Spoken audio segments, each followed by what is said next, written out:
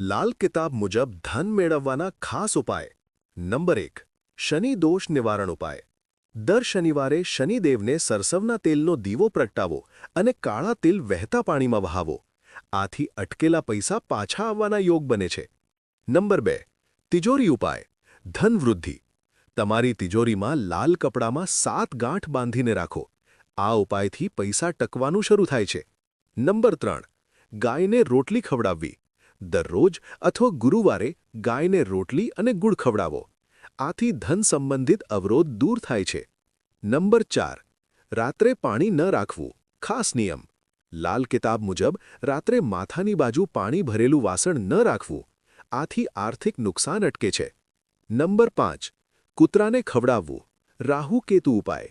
દર શનિવારે કાળા કૂતરાને રોટલી અથવા બિસ્કિટ ખવડાવો.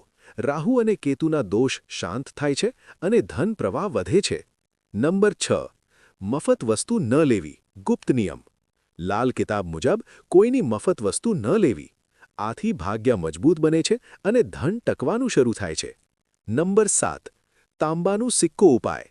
રાત્રે તાંબાનું સિક્કો માથા નીચે રાખીને સૂવો અને સવારે વહેતા પાણીમાં વહાવો. આથી નકારાત્મકતા દૂર થાય છે અને ધન લાભ થાય છે. મહત્વની વાત. ઉપાય નિયમિત કરવાથી જ ફળ મળે. શ્રદ્ધા અને સકારાત્મક વિચાર જરૂરી. વાયરલ હુકલાઇન.